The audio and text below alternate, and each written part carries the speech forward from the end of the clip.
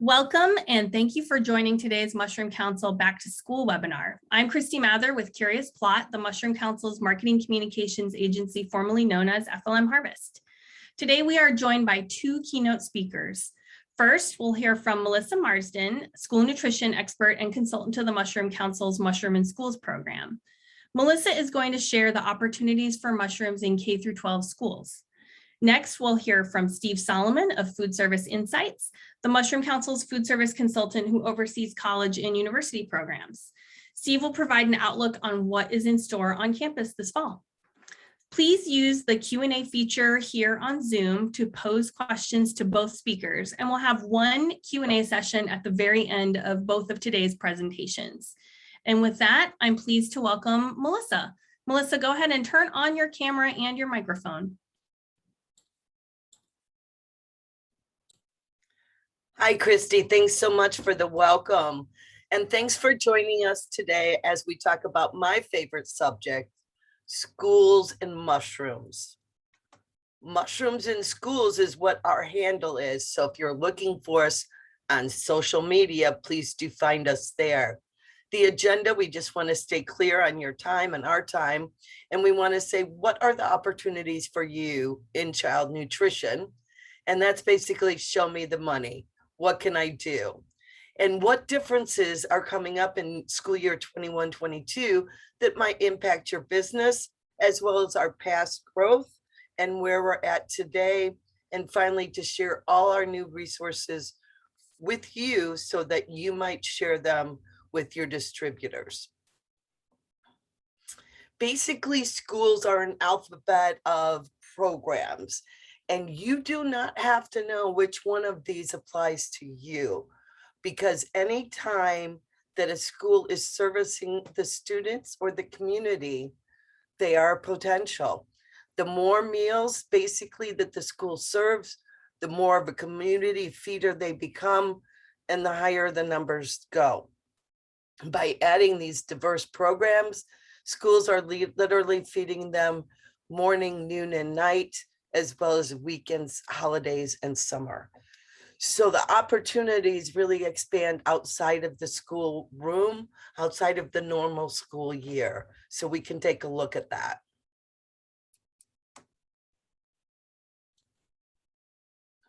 Why schools? Why would you waste your time on schools? It is a smaller market, but it's also a very key market for you. When you look at it at Small Town America, schools are the largest chain in any city. Think about it. If a city has a McDonald's, they have at a minimum one high school, one middle school, and 2 to 3 elementary schools. So that school district has 4 to 5 outlets in each town. That's where they're advertising their food, promoting their nutrition, and introducing the students to the flavors of the world and Mother Nature's flavors. So we want to feed our kids more produce. We want to really grow the Buy American clause in schools and use it not just as, oh, we can exempt these items, but really embracing the idea that our food to nourish our students is coming from us. So we all need numbers. We all need to know that what's in it for me. And this gives you an idea. Now, this was from the USDA for fiscal year 2020. As a reminder, with that fiscal year 2020, the first 3 months of the year were normal. And then the last 7 to 8 months of the year were COVID. And that's where the numbers change. Normally, you'd see breakfast above 15 million and lunch above 20 million. And summer wouldn't be that big, 1.3 million per day. That's because when the waivers hit, a lot of it went under summer feeding. So again, it doesn't matter under which program, they're feeding more people every day. When you look at what they spend and what they do spend in it, the K-12 total commercial spend is approximately $9.4 billion. So they do spend some money and they're very loyal. We can look at that later. The total US food service, $201 $0.3 billion. So that's their share. It's about 5%, 4% of it. And it stayed pretty steady through all the changes in the recessions, everything. For USDA Foods, then they spend approximately $1.3 billion on US product. And what K-12 schools say they spend $2 billion purchasing local produce. That's a key market now for schools in what they do and in what they're being incentivized to do. The biggest number I can get is DOD. And if you haven't heard, what's DOD and why is it doing schools? The Department of Defense had a mechanism in order to deliver food to bases and military hospitals. So the USDA added on to their contract in order to provide fresh produce to schools via the DOD distributors. So that's why understanding if you have a DOD distributor is key or not for K-12 food service. You can see I was hired in school year 2012, and we went through that year. And you can see that before the pandemic hit, right here in 2017-18, we were just about 13.5. And that's where we ended last school year. Again, last school year was 7 out of the 10 months were normal. The number for this year is lower. It's going to be lower, but you can see that we were on a real ramp up as to having a great year, because we closed out the year with 3 bad months, almost tied for the 2 years before that. So I do see continued growth and adoption of mushrooms in school meals in a variety of ways. When you look at the purchases, you can see that the average cost last year, well, in school year 1920, was $2.55 a pound. And when you look at the servings of mushrooms to the pounds, again, we didn't make the 1 million pounds that I look forward to hitting, but we had over 13 million servings. And that's because in school terms, the way mushrooms are used, if they're used fresh, it really only takes an ounce to have a fresh 1/4 cup serving. And a lot of the cooked products are using maybe 1/8 of a cup or 1/4 cup and not the full half.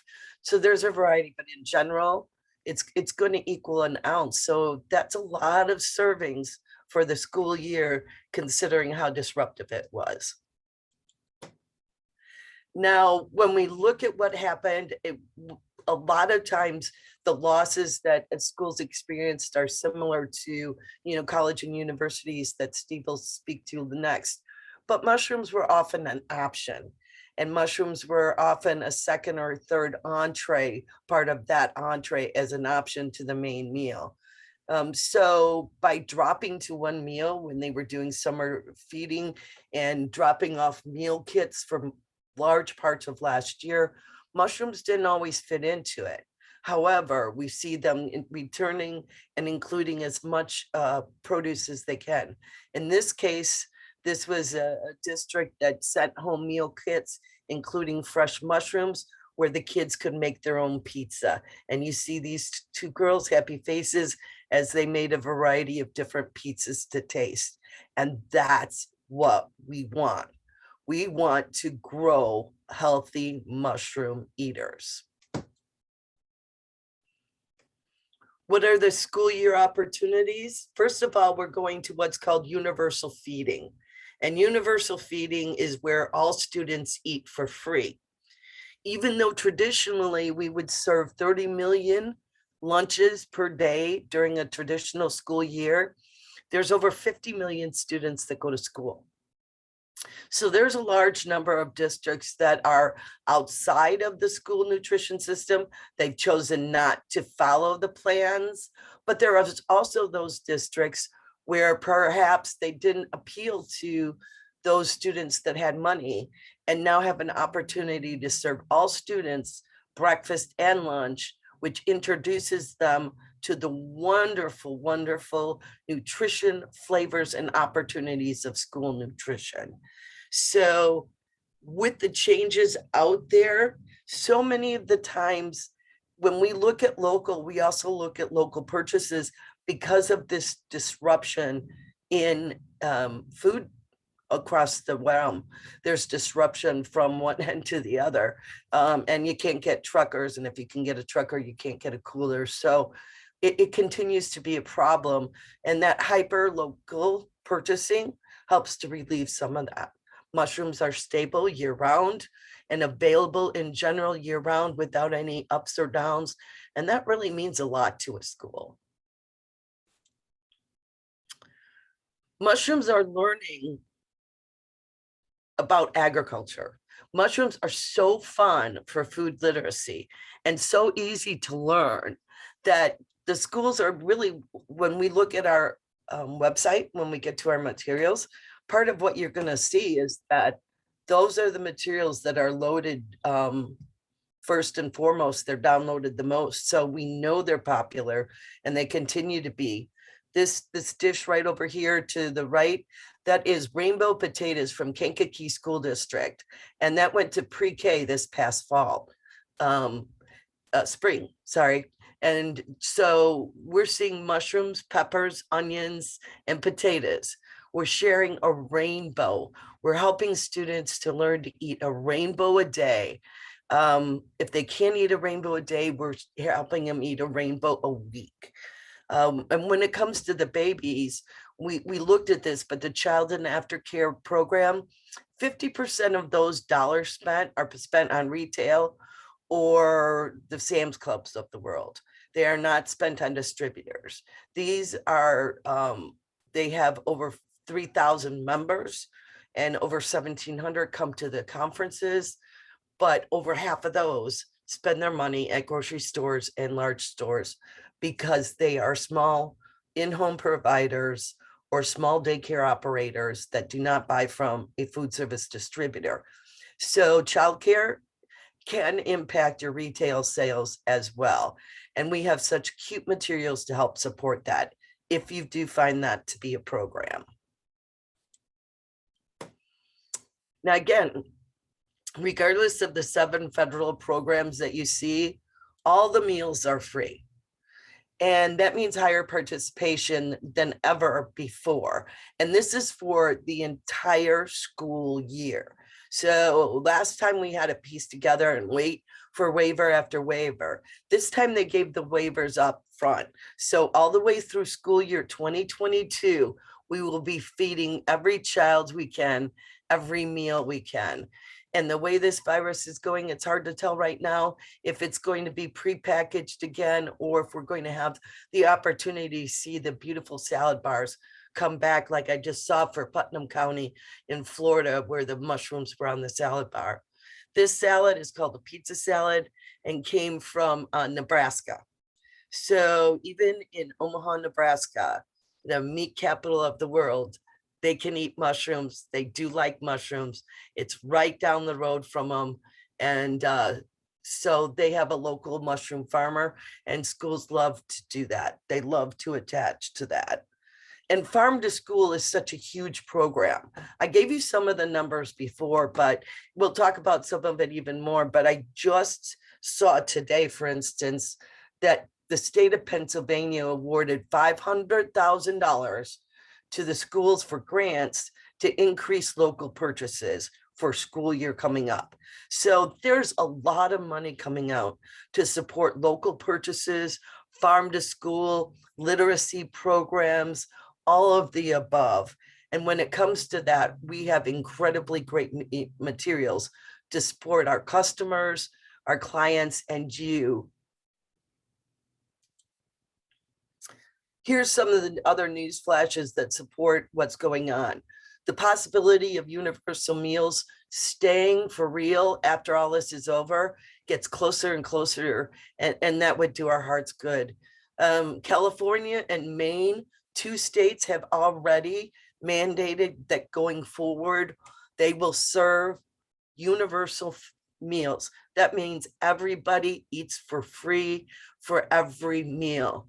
That means we can increase breakfast at the same time we increase lunch. Every time that they've done a test of free lunch or removing even just the reduced price category, breakfast went up. And that helps us all, because you know what? That's when the kids learn. Solid protein at the beginning, nutrition throughout the whole day. And as I said, the farm to school, that survey showed that they spend 20% on local foods, and they're being incentivized to spend more than that. Some states are going 25 and 30% of purchases. And the majority of those right now are milk. And we really want to increase that for fruits and vegetables and other items. So let's talk mushrooms in schools. A lot of people think the kids don't like mushrooms, but it's really the gatekeepers. When they test it out and they're providing food for the kids, this was a picture from Dallas ISD in Texas. And you can see they were doing a ramen noodle bowl. They had it all laid out. And look at those beautiful sauteed mushrooms they had. They were probably roasted in the oven and not sauteed in a skillet. But the same on-trend items that the kids are eating out, they're eating in schools, and those on-trend items include mushrooms. They're popular in the to-go meals. They're eating out in restaurants.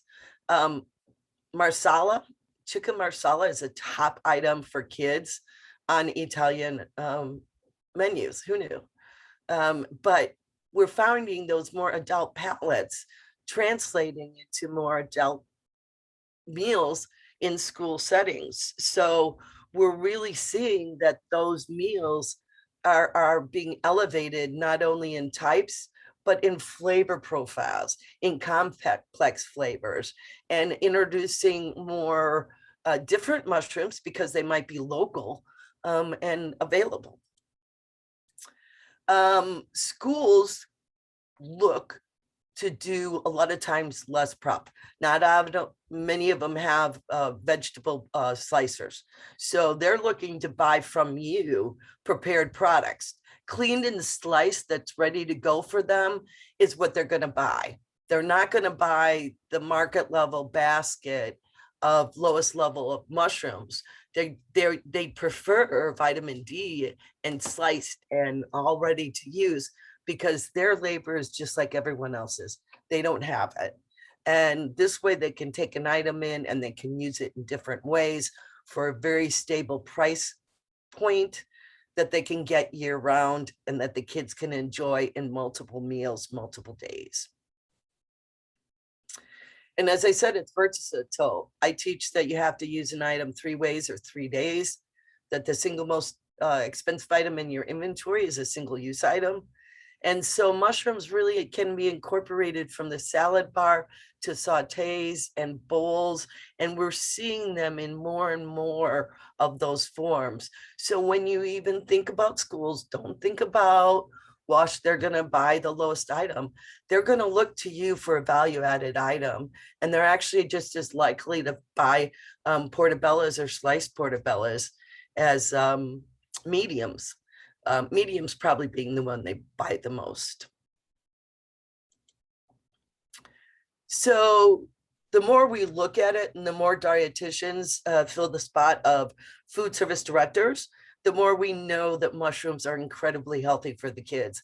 And as we look to supporting all the other campaigns of the Mushroom Council, we totally agree with boosting the immune system. This lovely child is from Portland, Oregon, and they make their own homemade pizza there, and they almost always include a vegetarian or a deluxe one and include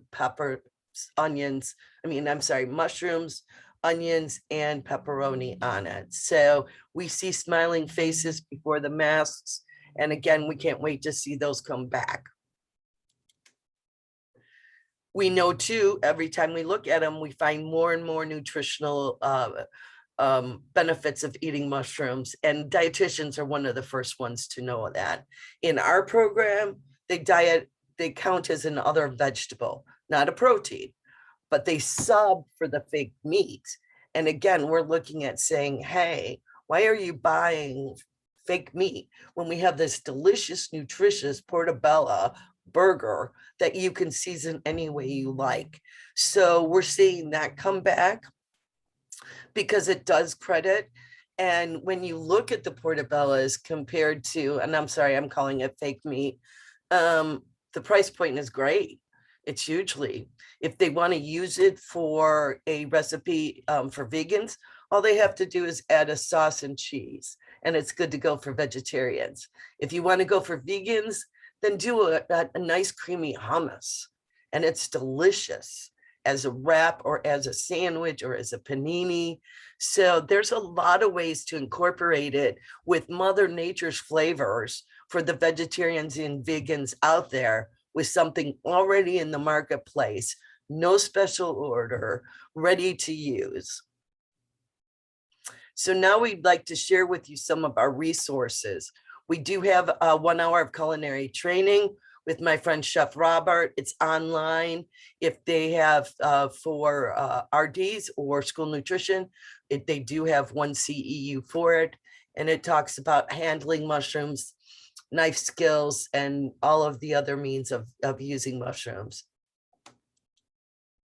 We also have a lovely mushroom recipe collection. And those are recipes from real schools. This one here is the roasted mushroom, broccoli, and tomato. And that's from our friends at Cincinnati Public Schools. And this is where the loyalty of school nutrition comes in. Cincinnati Public Schools was the first district really to sign on to menu the blended burger. And they did so starting in school year 2013. They did not menu it as a blended burger. They did not advertise it as that. But to this day, the burger you saw, that is still theirs, still menuing the blended burger. And this time they're also menuing fresh mushrooms as a blended vegetable, as a salad bar topper, as part of a pho, and also as part of the burger. So what you see is once it makes it in the cooler, it makes it around, and it makes it more and more inclusive in so many different recipes. Our food literacy kit is huge. Everybody likes it, from daycare to I think probably college and university, but definitely especially through pre-K through 5. You know, we really want to reach them young. We want them to understand where their food comes from. And we really worked hard to create all these lessons. And we find them being downloaded regularly. So hopefully they're being used nicely. We have marketing tools. We have cute stuff online, and we also give away a label printer and 2,000 labels if we get a school ready recipe with a picture, so the schools can do their to-go meals and make them look cute. Our newest is a mushroom sourcing catalog. In it, we talk about the different sizes of mushrooms, what to buy for what purpose. And I talk about the fact that you can buy the pre-sliced in bags, in buckets, sliced thin, sliced thick, sliced portobellas. So please do look at that and how you might share that. Again, if any of your distributors is doing current business, just to show them that the support that you might have would be nice. Finally, we put it all together in a really nice brochure. You can download the brochure and have it all in one spot. And finally, we have the mushroom coloring page. Adult coloring pages are the latest thing. So if your distributors are doing back to school shows and they're looking for something to put in the ladies' bags, you can offer them this really cute adult coloring page. And the 4-pack of crayons is pretty cheap to include. So you might form a different partnership with your distributor by sharing resources that their customers can use. So we hope you consider supporting Mushrooms in Schools. We're out here, we're with you, and we can't wait for the next generation of healthy school eaters today. Thank you so much, Melissa. I'd like to remind everyone to use the Q&A feature anytime to share your questions for our speakers today. We'll do a Q&A session at the end of Steve's presentation. And with that, I would like to welcome Steve to share insights on colleges and universities. Yeah, and Melissa, I need you to stop. If you could get out of your screen. Sorry, everyone. And then I'll share, bring up my presentation. I think you can give it a try now, Steve. You should be able to take over.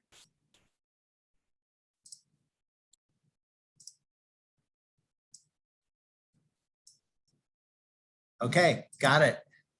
Oh, now I have it.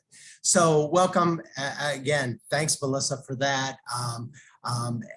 Everybody, thanks so much for your time that you have given us today. So happy that we can provide an update on colleges and universities, and really, really happy that students are actually going back to school. We were going to have a guest speaker, but they are right in the midst of preparing for students. So instead, I reached out to some of our partners, and you'll get some direct comments directly from them. So what are we going to accomplish today? We're going to talk about what's happening in colleges and universities. We're going to talk about their needs. The blend is a big component of what they do, and we're going to talk about how you can take advantage. So when we look at the segment in general, you know, to some colleges and universities, to some of you, it might be a mystery, but I'll tell you in no uncertain terms that this segment uses more mushrooms than any other segment.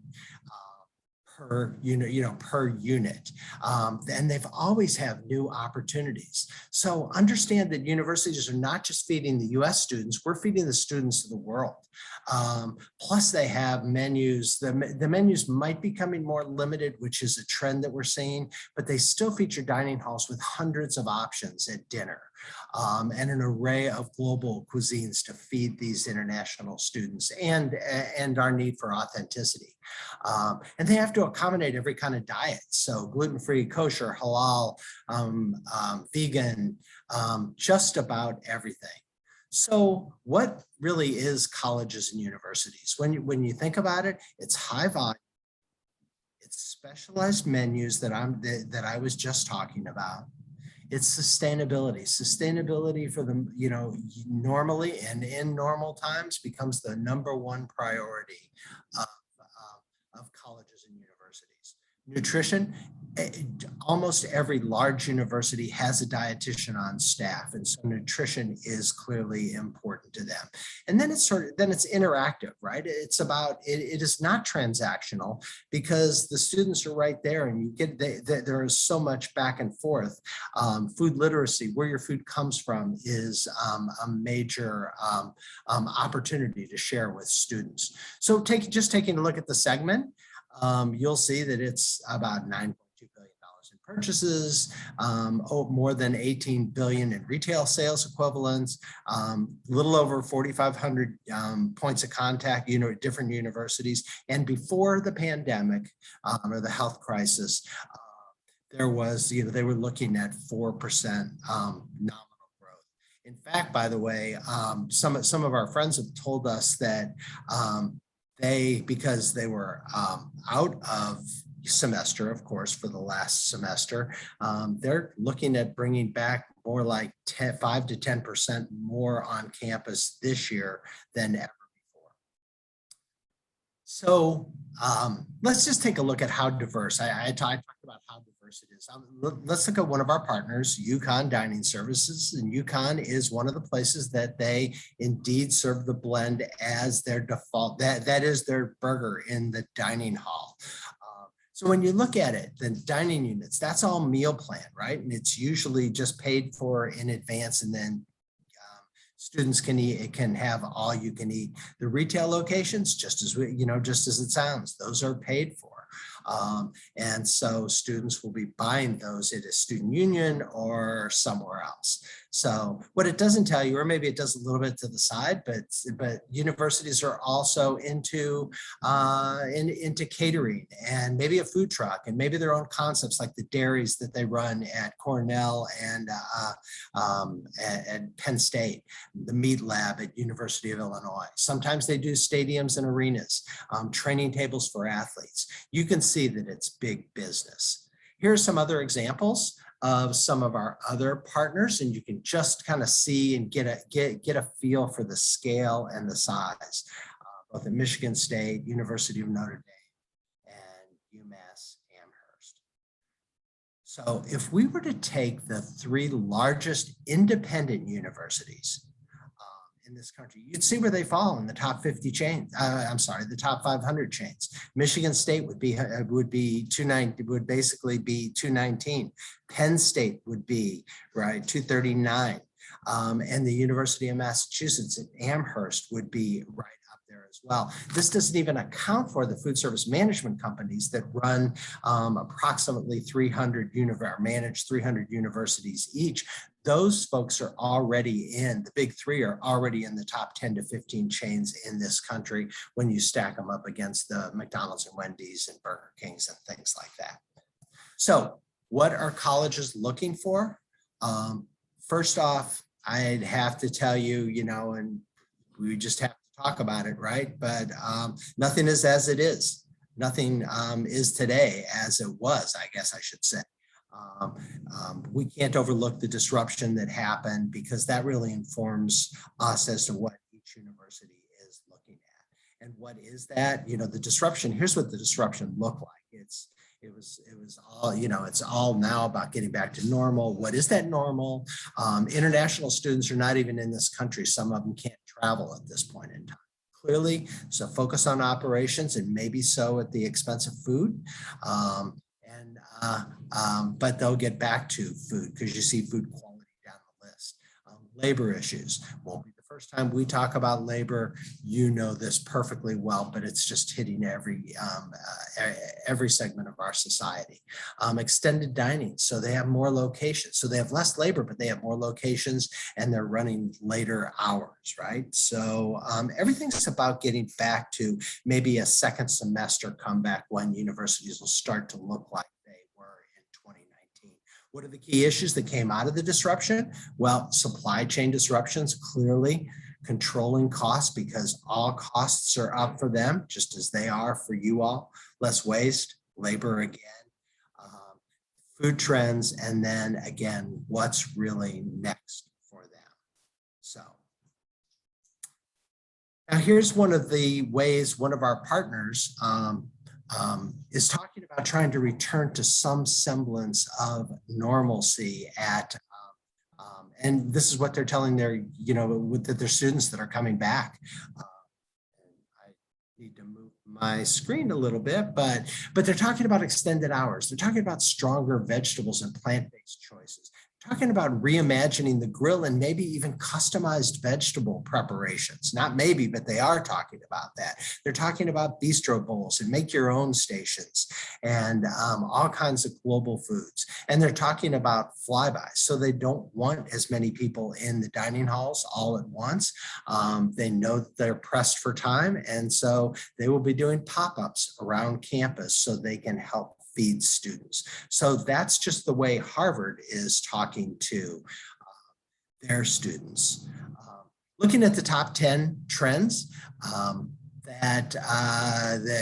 fact, it was a panel, an advisory panel for food service director, and it was the dining directors. The top 10 trends facing them, and you can see how well mushrooms have there's a mushroom component in almost every one. Sustainability. And mushrooms have the best sustainability story.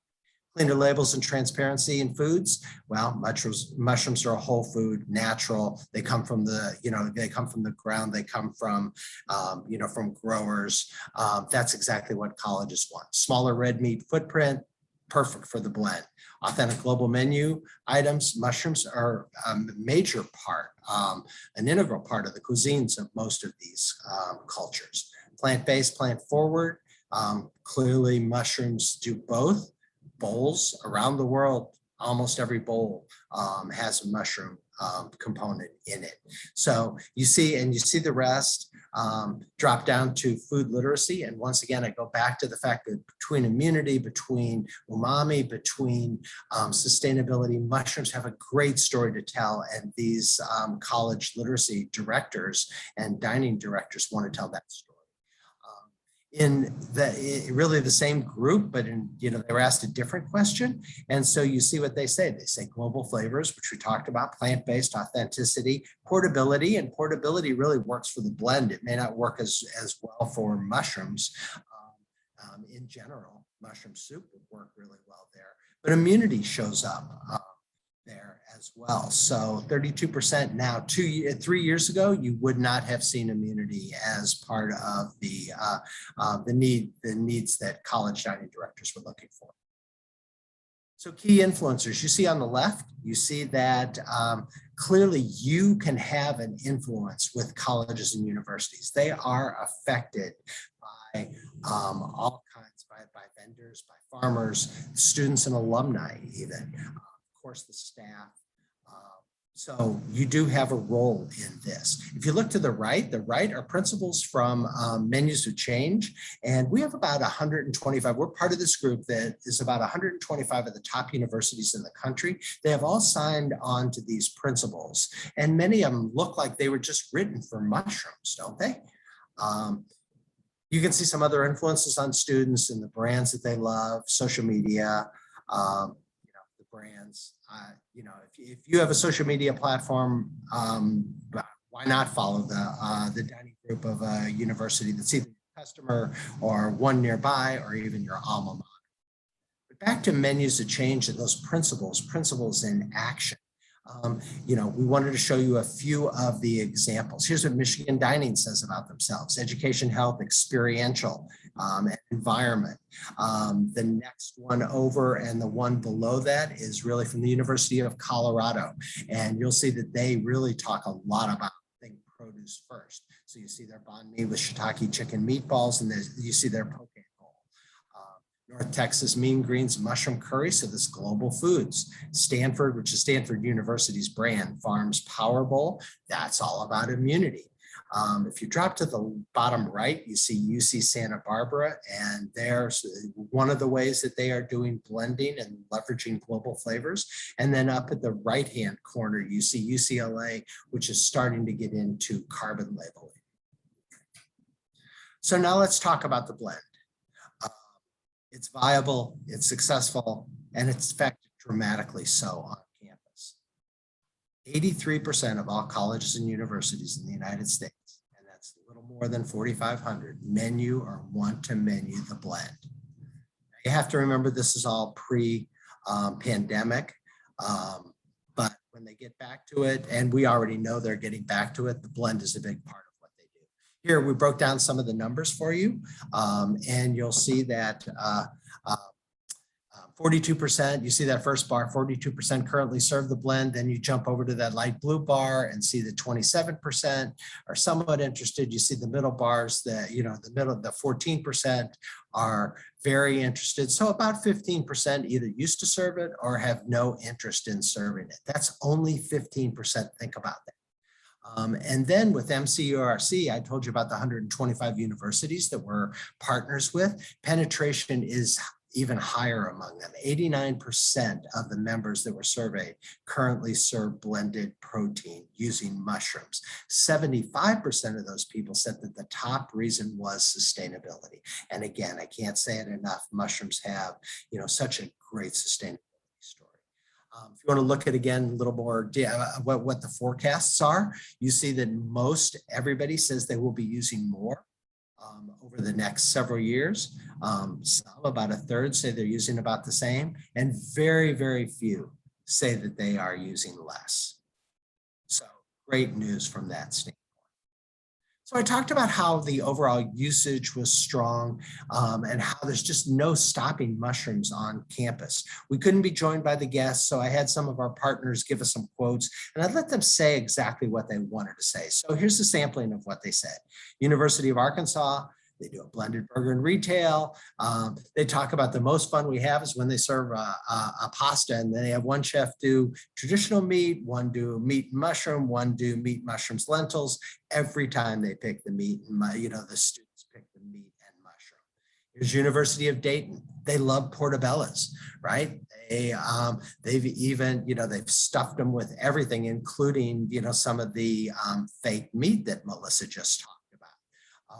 And then they have adopted now, I don't know if you all have seen this, but Molly's brand from US Foods has a mycoprotein product, or a line of mycoprotein products that emulate chicken. They say they'd put their chicken up against their myco chicken up against anything. University of California at Santa Clara, they used to use blended burger. So here's somebody that, had a cost issue. Now they're too expensive to, from their supplier, to source from their supplier. So they switched to portobello sandwiches instead, with great results. They're back on campus. They're going to do everything they can to bring back the blended burgers, but they're working on plant-based stations. And as they said, mushrooms are unbelievably versatile. Look at Sodexo, which started to roll out the blend from K through 12 to colleges and universities, but then again, we're stopped by what happened in 2020. The person at Rensselaer University talked about that, but they call mushrooms the Swiss Army knife. We can use them for so many things. She talked about their Welcome Back event, which hasn't happened yet. It's going to be held outside. They're cooking mushroom cheesesteak sandwiches with Fontina cheese. And as she said, I know they'll be the bomb. University of Michigan was a little bit interesting too, because they said we do so much locally. They actually have their own trucks and their own drivers that are able to pick some things up. So that's one of the reasons they were doing the blend, and they were doing it with, they were doing it from scratch. They now have made they have a local meat supplier who is making their blended burger, and now it'll be campus wide. And if there's any supply chain disruption from a trucking standpoint, they'll be able to go pick it up. Food as medicine is big with them. Carbon neutrality is big with them. And as I said, everybody is looking forward to campus. Michigan State, love the blend. They're even blending with one of those fake meat products right now to make it healthier for you. So mushrooms, major player in their dining hall, natural, plant-based. Mushrooms play a significant role. And finally, University of Washington, they talk about the less is better, and this is sort of the menu shrinkage. So some of the things that they were doing 2 years ago seem ridiculous, but now they're trying to please flexitarians.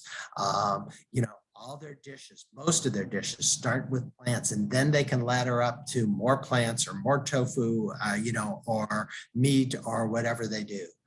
They talk about Latin Tuesday, the most popular taco, the mushroom taco, followed by the lentil walnut mushroom version. So with that, how do we take advantage? We've established that mushrooms are a major food and food ingredient in this segment. Some of you are calling on universities. Continue to do so now that they're back. Even if a salesperson lives close to a college, make an appointment. They'd be happy to see you. They'd love to see people from their area. Also, it's critical for you to work with with distributors. Many of these distributors have sales specialists for colleges. Find them and talk to them. We know a new blended burger was just approved at 2 Cisco houses in Pennsylvania, mostly for Aramark run schools, so we know that they're now starting to bring that in. When you talk to them, remember how well mushrooms fit in with trends. Asian food is growing significantly. Sustainability, I talked about. Immunity, all major things that mushrooms can deliver on. And you have plenty of tools to use from sustainability. There are tons of sustainability tools that you can use, but also they can be used for merchandising for colleges, and that we've seen that happen in Boulder and a few other places where they've used our materials just to merchandise directly to students. The blend is really, as I said, it's a success, but you can show them how to go beyond burgers and to use in tacos and burritos and steam buns and pastas and chili and sloppy joes and shawarma and pot pies and anything else that you can that has ground meat. We have tons of recipes, which I think I showed that before, but Finally, I'd leave you with this. Colleges love themes. You know, every September during Mushroom Month, it does happen to be a back to school period, so don't know what the timing is exactly right. But this year, even here, there, everywhere, that sort of fit, you know, that fits right in, you know, with universities, whether it means everywhere on campus, every campus, or on every plate with students. So timing, again, as I said, might be a little bit, you know, tough, especially this year, but I've already talked to 2 universities that are going to be, you know, using the thematic of Mushroom Month. So with that, I will leave that, and I'll leave you with this. Melissa talked about feeding students so they could get that K through 12, so they could learn about mushrooms and learn to eat vegetables and mushrooms. Colleges is where consumers basically make their trends for life. Right? This is the first time they ever get to choose. And so they are learning these behaviors for life. It's important for the council. This segment is important for the council. It's important for you, and it's important for mushrooms. So with that, I'll leave you, and hopefully we have time to take some questions. Christy, I will get out of. Well, that is awesome, Steve. Melissa, if you want to turn your camera on and mic on too, we can answer these questions. Steve, you kind of preemptively answered one of the questions that came through by talking about taking advantage. So the question was, you know, with sustainability, plant-based and culinary flavor trends all sort of being super relevant to mushrooms, how can the industry take advantage? In your last segment there, you really talked about taking advantage. Is there, since you answered that question already, is there a particular time of year that's a good time to reach out to colleges and universities, or is it all year round? Yeah, so it is all year round, you know, just to understand that right now they're getting back to school and they haven't had a, you know, they've had a semester off. So right now they are, as I said, working on operations, working on trying to get labor and things like that. But food quality is a big issue. Global foods is a big issue. So I would say year round. And what I would say is it's sort of the inverse also of Earth Day. Of course, every March, they will have Earth Day celebrations, but sustainability is so important to them that it really, like I said, it informs everything that they do. The students have pushed and pulled them to, you know, what they think is sustainability. And again, with the mushroom story on sustainability, it is there year round. What I would tell you is if you were doing new sort of items, that they're also, you know, any time of the year is great, but summertime is normally, historically, when mushrooms, when colleges would look at, you know, what are we doing? You know, what are the new, you know, plant-based stations that we should put in, things like that. Great. Melissa, question for you. When you talk about local, what are the implications of that? What does local really mean to schools? I know that you mentioned some funding. Could you elaborate a little more on specifically local as it relates to schools? Sure. At one point in procurement, if you were coming 1 mile down the road and somebody else was coming 1,000 miles and they were a penny less, you had to go with them, regardless of anything else. So geography was not allowed to be in procurement.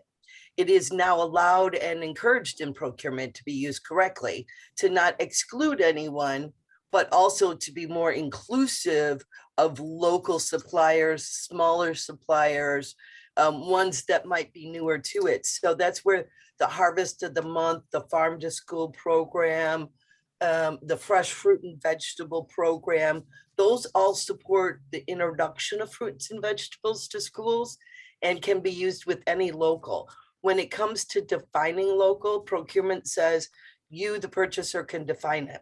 So you might say, you know, I've got nothing in Illinois, but I'm going to say the Midwest is local to me because that covers Michigan and Wisconsin and Indiana and Illinois. So you can define it geographically, depending on what the item is.